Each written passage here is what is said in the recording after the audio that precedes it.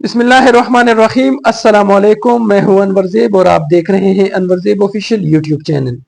नाजरीन, आज ईद उल फितर का मुबारक दिन है। मेरी तरफ से तमाम देखने वालों को और दुनिया में जहां जहां पर भी मुसलमान रहते हैं और मेरी आवाज़ सुन रहे हैं, उनको मेरी तरफ से ईद की ढेर सारी खुशियां मुबारक हो।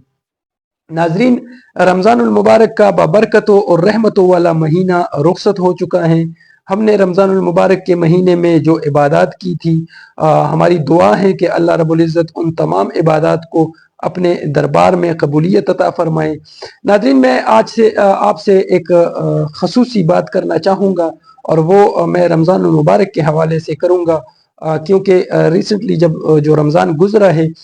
आपने नोट किया होगा कि रमज़ान मुबारक के महीने में हमारी जो रूटीन होती है उसमें अच्छी खासी तब्दीली आ जाती है। उसमें सबसे बड़ी तब्दीली हमें वक़्त की पाबंदी की सूरत में देखने को मिलती है।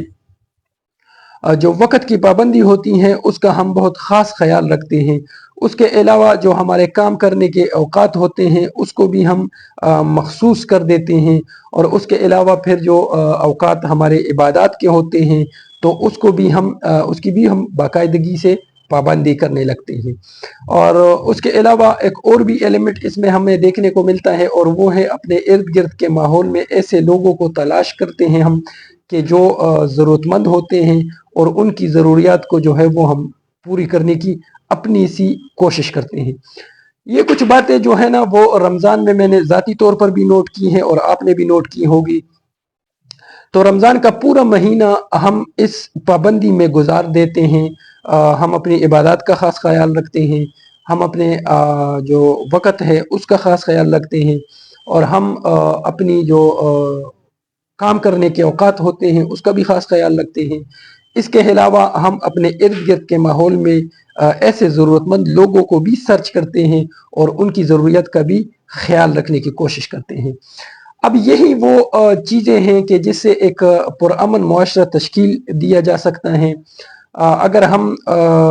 वक़्त की पाबंदी करेंगे तो हम बेशुमार ऐसे मसाइल जो है ना वो हल कर सकते हैं वक़्त की पाबंदी से, जो कि हम आम दिनों में हल नहीं कर सकते। दूसरी बात यह है कि अगर हम अपनी इबादत को जो है ना वो मखसूस वक़्त पर उनकी अदायगी करेंगे और उनकी पाबंदी करेंगे तो हमारी ज़िंदगी जो है ना उसमें एक वाज़ेह तब्दीली हमें नज़र आएगी। बहैसियत मुसलमान हम अपनी फ़राइज़ जो है ना वो हम पूरी करने की कोशिश करते हैं, लेकिन रमज़ानुल मुबारक के महीने में हम उसकी बाकायदगी से पाबंदी करते हैं। इस चीज़ को अहमियत दी जाती है। अगर यही पाबंदी हम अपनी आम ज़िंदगी में भी करें तो यकीनी तौर पर हम जो है ना वो एक अच्छे मुसलमान भी साबित हो सकते हैं।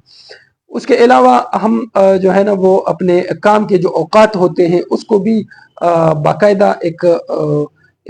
टाइम टेबल के तहत करते हैं। मतलब ये नहीं होता कि हम हर वक़्त जो है ना वो काम में ही लगे होते हैं और हर वक़्त ही हमारी ये सोच होती है कि हम ज़्यादा से ज़्यादा काम करें ताकि हमें ज़्यादा से ज़्यादा मुआवज़ा मिले। तो उस सूरत में हम अपनी सेहत का भी ख्याल नहीं रखते, उस सूरत में हम अपने घर वालों का भी ख्याल नहीं रख सकते, और उस सूरत में हम अपनी इबादत का भी ख्याल नहीं रख सकते, और उस सूरत में हम अपने जो हमारी जो सोसाइटी होती है उसको भी हम वक़्त नहीं दे सकते, जिसकी वजह से हम सिर्फ़ और सिर्फ़ मतलब पैसा कमाने वाली मशीन बन जाते हैं। इसके अलावा अगर हम देखें तो हमारे मुआशरे में ऐसे भी ज़रूरतमंद लोग होते हैं कि जो हमारी जो है वो तवज्जो के मोहताज होते हैं। तो रमज़ान मुबारक के महीने में हमें ये भी एक एडवांटेज मिल जाता है कि हम उन ज़रूरतमंदों को भी तलाश करते हैं और उनके साथ भी अपने जो हमारी इस्तिताअत है उसके मुताबिक हेल्प करने की कोशिश करते हैं, जो कि एक बहुत ही अच्छा अमल है और जिससे एक अच्छे मुआशरे की तश्कील भी की जा सकती है। तो मेरे कहने का मकसद ये है कि अगर हम रमज़ानुल मुबारक के महीने में जो हमने अपनी रूटीन बनाई थी, या जो हमने अपने जो है ना वो टाइम टेबल बनाया था, अगर इसी रूटीन को हम अपनी पूरी ज़िंदगी पर अप्लाई करेंगे तो मैं समझता हूँ कि हमारा जो मुआशरा है या जो हमारी अपनी जो ज़िंदगी है उसमें एक तो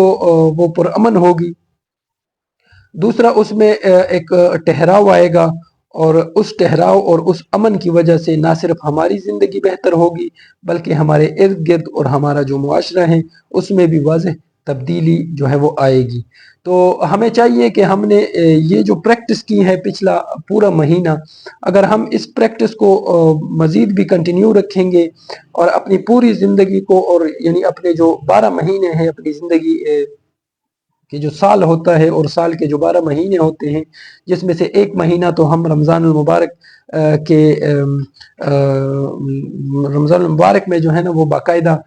پابندی کے ساتھ گزار لیتے ہیں، اور پیچھے 11 مہینے رہ جاتے ہیں سال کے، تو اگر ان 11 مہینوں کے اوپر بھی ہم رمضان المبارک والا جو ہمارا فارمولہ ہے اسی کو اپلائی کریں، تو یقینی طور پر میں کہہ سکتا ہوں کہ پورا سال جو ہے نا وہ ہمارا اس پابندی کے ساتھ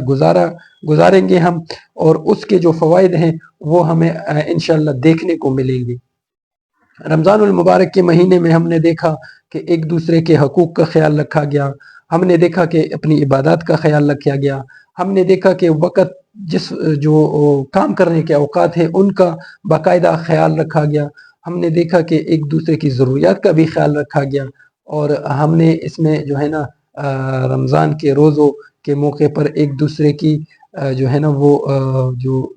ہوتی ہے نا ایک برداشت کرنے کی صلاحیت، وہ بھی ہم میں اچھی خاصی پیدا ہو جاتی ہے۔ تو اگر ان تمام چیزوں کو ہم اپنی پوری زندگی پر اپلائی کریں گے تو میں سمجھتا ہوں کہ ہمیں اس کا بہت بڑا فائدہ ہوگا۔ یہ ایک چیز میں نے اپنی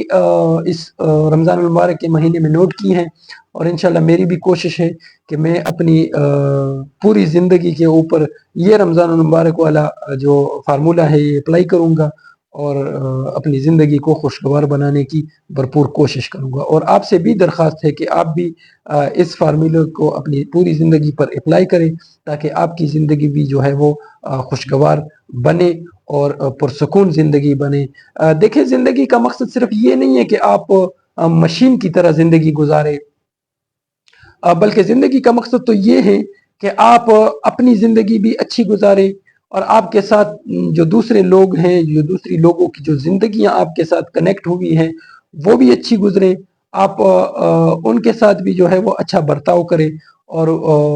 ان کو بھی موقع دے کہ وہ بھی آپ کو جو ہے وہ فیسیلیٹیٹ کریں۔ اس کے علاوہ اپنی عبادات کا بھی خاص خیال رکھیں، اپنے جو کام کرنے کے ہاورس ہیں اس کو بھی جو ہے وہ مینٹین رکھیں، اور اس کے علاوہ جو آپ کی صحت ہے اس کا بھی خاص خیال رکھا جائے۔ تو میں سمجھتا ہوں کہ رمضان المبارک کے مہینے میں یہ تمام جو ایکٹیویٹیز ہے وہ بڑی پابندی کے ساتھ ہر مسلمان کرنے کی کوشش کرتا ہے، اور اس پر جو ہے نا اس کی پریکٹس بھی باقاعدہ ہو جاتی ہے۔ تو پھر اس پریکٹس کو